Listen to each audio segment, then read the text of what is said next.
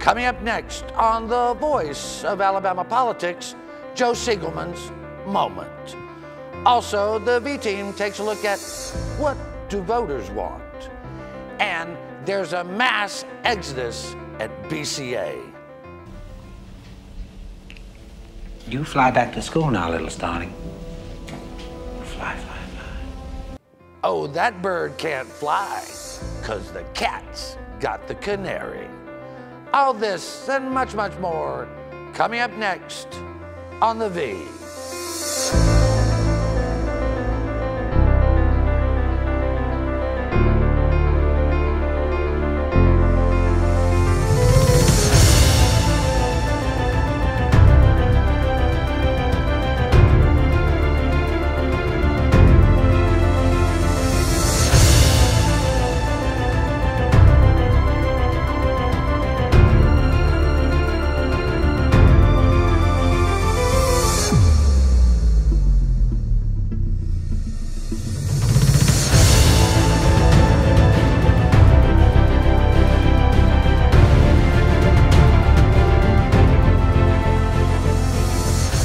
Welcome to the voice of Alabama politics, where we tackle the tough issues so you have the hard facts. I'm your host, Bill Britt, and as always, I'm joined by the V-Team. Welcome all. Hello. Hello. How's everybody? Very red, white, and blue. Oh, yeah. Yeah, pretty Very, nice. very. Nice. Jack, how you doing? Odd man out. Well, you're As gold. usual. You're the gold Standard on the Yeah, show, you're Jack, gold of course. Yeah. Jack, this week we have seen an exodus from the Business Council of Alabama, first Alabama Power, and then Power South, Regions Bank, Blue Cross Blue Shield. I mean, it has just been a mass exodus of some of the top companies. Not a good sign. Apparently, some of these larger corporations are not pleased with the direction of BCA. Once thought of as the preeminent business association in Alabama. I think people have been very upset with the leadership, the strong arm tactics in the legislature, the huge amounts of money they give to candidates like attorney general candidates. Yep. I think the small business guy who belonged to BCA has really not been happy in a long time. And I think some of the big mules, as George Wallace used to call them, have had enough, and they're getting out. And really, that does not speak well for their future. No, it doesn't. Susan, Mark Crosswhite, the CEO of Alabama Power, he was the first one to come out. We had a copy of that letter, and he really laid it on the line that they were done with Billy Canary and done with how Perry Hand and they were handling this transition. They were, I mean, he's very strong words. He said, you know, that they're failing to communicate with their members, squandering the collective corporate good, allowing the financial health to decline, which is something interesting that the Perry Hand's response to Crosswhite was, well, we have a year's worth of operating capital. I would hope they had more than that. And so apparently, Mr. Crosswhite is correct in that. But this is not just all of a sudden. They've been warned and warned. The Big Seven have told them over and over, starting back in April, even before that, this has got to change. Billy Canary's got to go. And finally, they just had enough. Charlie, Gary Smith, the CEO and president of Power South, they pulled out. And I mean, he was brutally honest, wasn't he? He was, and I loved it. He blatantly was like, Canary is the reason that we're leaving. And I just love, Canary ran BCA into the ground, and these businesses don't want anything to do with it anymore, and that's the truth, Billy. You can dance around it all you want. Perry Hand can make all the accusations he wants. I love it. I mean, Charlie, I want to hold on to that. And he said that, you know, they weren't going to put up with Perry Hand, well, with Billy Canary selecting his own replacement. His own replacement, exactly. That makes a lot of sense. Why the hell would he be the one picking who replaced him when he's leaving in the first place? Because everyone thinks he's so corrupt. What sense does that make? Well, Susan, obviously not much to some of I the am big totally on deals board that with Jack her. calls them. Yeah, don't get her wound up anymore. Good God Almighty. No, I think, I think it's really kind of sad because I remember the history of this. Yeah. We had Associated Industries of Alabama Alabama Alliance of Business and Industry. The two merged back in the early 80s and formed BCA, then brought the chamber in. It's been a great organization. People like Tom Coker, Winton Blunt, Bill O'Connor. It's had some great leadership over the years. It's sad that they've let it go now. And Billy, too, at the beginning, Billy was good. Yeah, even Gary Smith, in his letter, he said that. He was effective in the beginning, but now he really helped grow he's the a liability. membership. And then I think they lost their way. Yeah.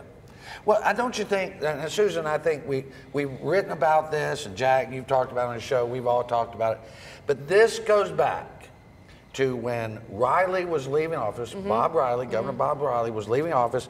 He decided that the Riley group would control the state for generations. And so they selected Bradley Byrne as governor, Mike Hubbard as Speaker of the House, Dale Marsh as President Pro Tem, and Luther Strange as Attorney General. Now, the first thing they had to do was kill off and Billy Canary for BCA. And, of course, Billy Canary at BCA. But it was their power. It was Canary and Riley's power. And they recruited all these other guys. They raised a bunch of money.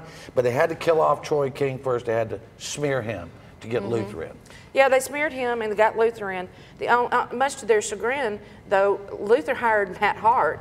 Yeah. And then after they hired Matt Hart, we came to town. Yeah. And then everything started to snowball, it seems, from there. Well, the idiot Bentley won. I mean, that was let's not forget that. That was the first thing. That was the main cog in their wheel to begin that's right. with. That threw, when Bradley lost, threw everything off.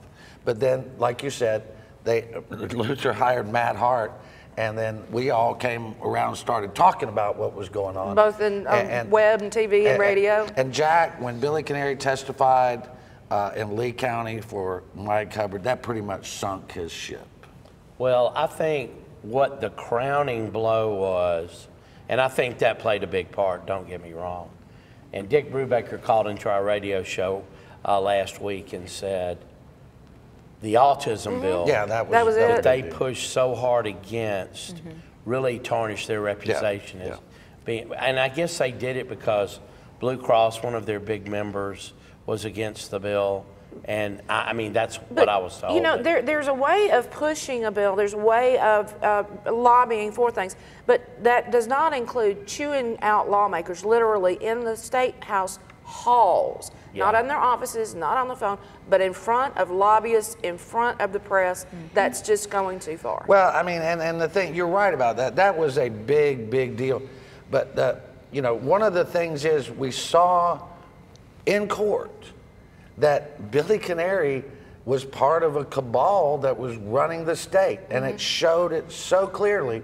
And he got up there and just basically contradicted other people's testimony. Man, Charlie, it was just outrageous. He lied. Yeah, well, he lied. That's well, what he did on the stand. Not recalled, and there is a difference. Or he prevaricated. Yeah. Well, I think when I you can put a when I lost ours, I used to be a member of my old company, but I really lost a lot of respect that they've given Steve Marshall such an incredible amount of money in his Attorney General's campaign. 20% of their contributions, Jack. Well, over 20% of the contributions they've given to the Attorney General. Well, we're going to get to Mr. Marshall. Oh, I know. You know, one of the things we liked about Steve, they don't indict anybody anymore, right, Charlie? They just plead it out. Exactly. What's sad to me is during this 2018 campaign, a guy in a primary asked me, I'm supposed to meet with BCA, should I take their money?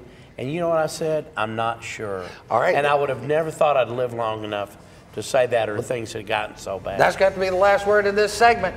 You're watching The V, the voice of Alabama politics. We'll be right back with more news and analysis.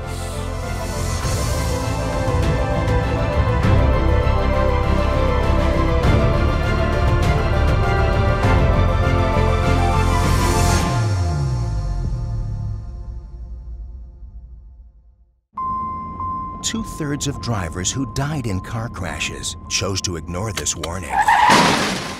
Seatbelts save lives. Drive safe, Alabama. A message from your Alabama Department of Transportation.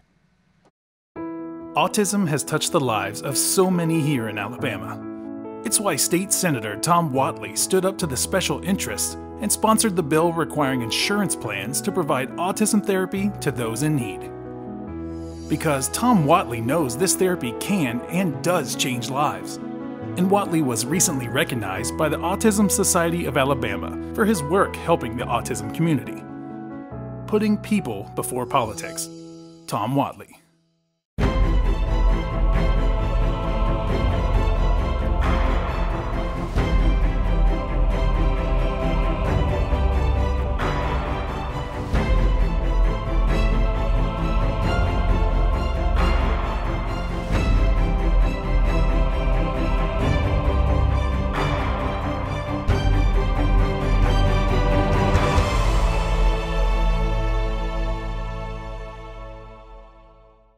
You'll never guess what 400,000 people in the U.S. were using when they crashed their cars last year.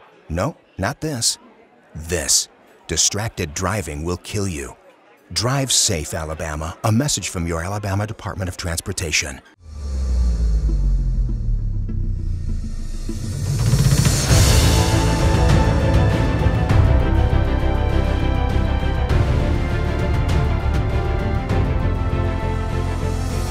Welcome back to The V, the voice of Alabama politics. Charlie, this week we saw a couple polls. We were not able to keep them. We were able to read them. We can't divulge who they were from, but they were nonpartisan groups that showed if Attorney General Steve Marshall defeats Troy King, then he will face Joe Siegelman in the general election for Attorney General. And actually, Joe Siegelman, a Democrat, beats Steve Marshall if the race was held today. And I think that's really playing on something that a lot of us are thinking, just not Steve Marshall. Yeah. Just not Steve Marshall. But yeah, Joe Siegelman, I think, you know, he's young, he's fresh-faced, he's energetic, completely pretty much the opposite of Steve Marshall. Yeah. So that's definitely going to play a difference, especially in like young Democratic voters. Yeah. Definitely. And Susan, that's what they've got to have to get anything done. The Democrats have to energize blacks. They have to energize women. They have to energize young voters. Yeah, they do. I mean, they're going to have to get their people out to the polls. Everybody's going to have to do, you know, if the Democrats are going to make any ground this time, you got to get the voters to the polls. Jack, that's a bunch of wishful thinking. They didn't. Well, I was going to say they did not do it. There are not enough Democrats in this state to elect somebody statewide. You're going to have a mass exodus of Republicans, like what we saw in the Doug. Right. The Doug versus Roy Senate race. And that's what I was going to ask you. You know, longtime Republican operative, as you have been, is there any pathway here? I mean, for a Walt Maddox or, I mean, these polls are, you know, based on what was happening on the ground last week. Listen, Steve Marshall has his defectors. Troy King has his defectors within the party. But you can never say Troy's not a Republican. You can certainly say that about Marshall.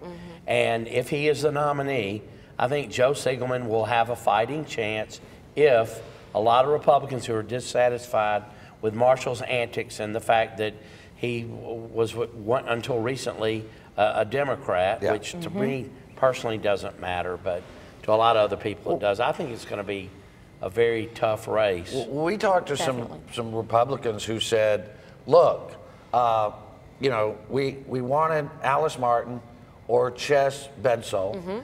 We probably shouldn't have voted for Chess, even though we thought he was a great guy, because we probably cost Alice being in the runoff.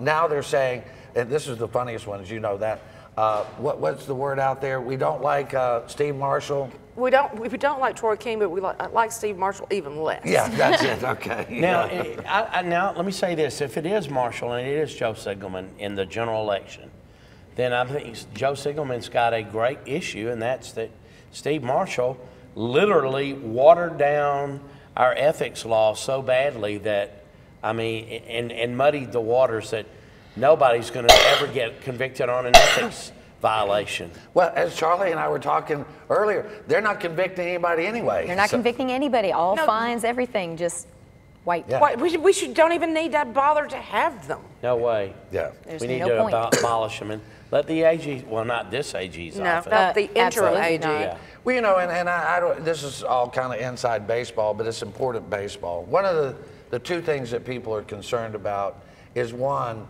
that Marshall was appointed by Don Siegelman and Robert Bentley. But the other thing is that will they get rid of Matt Hart?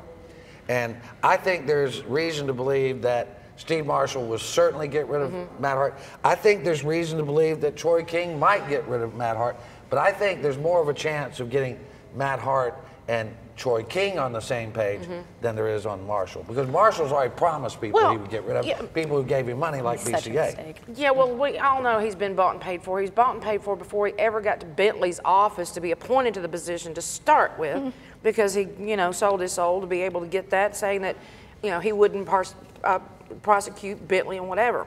So that's pretty easy. But, the two things with Troy King and with Matt Hart that I have to say, both of these men have the heart of the law, the heart of the state of Alabama at the core of their being. And I really think there might be an opportunity for them to sit down and be able to work through this. If it's Marshall, it's cut and dry.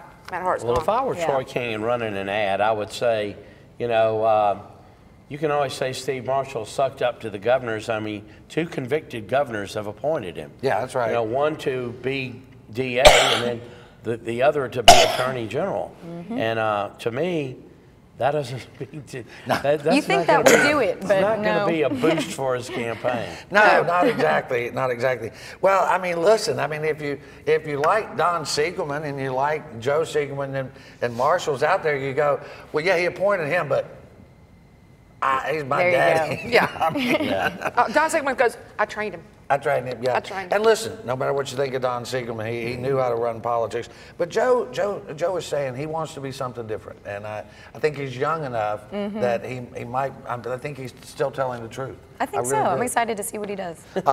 He's young enough that he's still telling the truth. Well, you seen us old jaded people lie? Well, not like Chip, who's young, jaded, and bitter. I will say we're about to have fun in the Marshall King runoff. Yeah. Oh, I think that's going to get real pretty. There's some other races going to get real pretty real soon, too. Yeah. But I mean, when they start throwing jabs, I mean, it's gonna be fun. Hey, listen, we got some good news. As Twinkle Kavanaugh would say, job, Charlie. Right. What are we doing? Wait. You go ahead. We've added a lot of jobs. We got 10 years of, we're recovered from 10 years of faltering. Our labor guy in Alabama sent out a good report that, we're up on jobs and down on unemployment. Yeah. So, First time in 10 years now. And I know Kay will be beating her chest about it. Well, that's a terrible image. I don't know. She created all these jobs. Yeah. So, well, I mean, and she's had some effective She has. I mean, she's stabilized. Nobody wanted to come and do business in Alabama. Not with Bentley around. God knows. I mean, I know we talked to voters over the weekend and said, listen, I voted for KI because she did what we didn't think could be done, and that is stabilize Alabama after Robert Bentley. And so we got to give her that. We have to give her that, absolutely. Of course. I mean, we teased the governor because she is the governor. She's the governor. That's what we do. Yeah, exactly. That's our job. But good jobs report coming out, and as Twinkle Kavanaugh says, jobs. Absolutely, that's what we need. You're watching the voice of Alabama politics. We'll be right back with more news and analysis.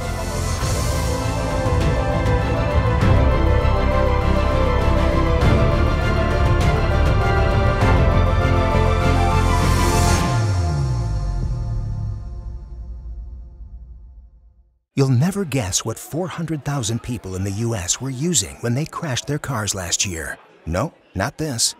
This. Distracted driving will kill you. Drive safe, Alabama. A message from your Alabama Department of Transportation. The Energy Institute of Alabama promotes reliable, affordable, and clean energy to help grow our economy, create high-paying jobs, and build public support for Alabama's energy industry. Access to clean, affordable energy continues to be an issue of vital importance in the halls of government and around the kitchen tables across our nation. The Energy Institute of Alabama is the best source of energy industry information and how it affects households across the state, from convenient energy production to alternative fuels to solar power and beyond. Two-thirds of drivers who died in car crashes chose to ignore this warning. Seatbelts save lives. Drive safe, Alabama. A message from your Alabama Department of Transportation.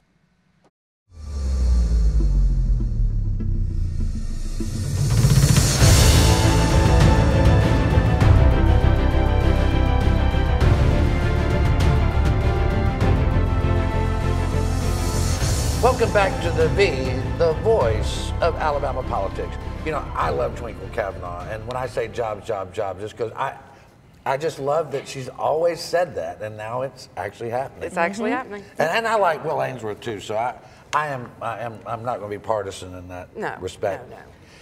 PARCA, the Public Affairs Research Council of Alabama, one of the most wonderful institutions we have here in Alabama. One of my favorites, and you know that. Yep. They came out with a survey.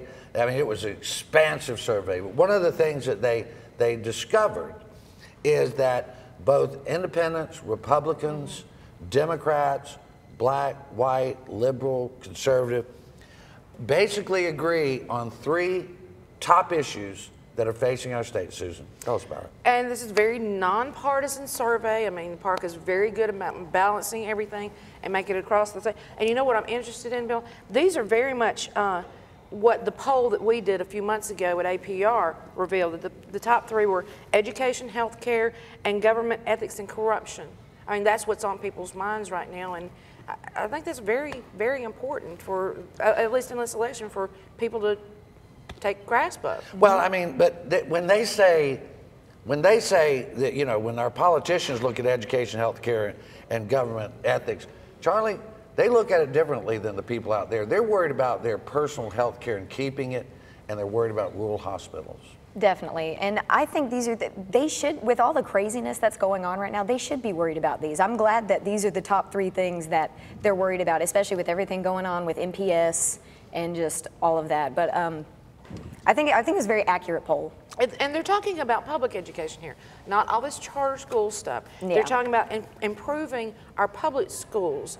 So, and if you get right down to it, there's a little cycle that goes on between health care and education, where if you don't give good health care for children, they can't get the education they need, which adds to our unemployment rates, which puts them back on the welfare rolls. So this is the cycle. Exactly. And Jack, there's a lot of uncertainty. I mean, we still rank in the bottom of the barrel, and there's no reason why we should in any of these categories. We have a great state and great people. It's just great natural resources. Yep. Right, you know, we have terrible transportation.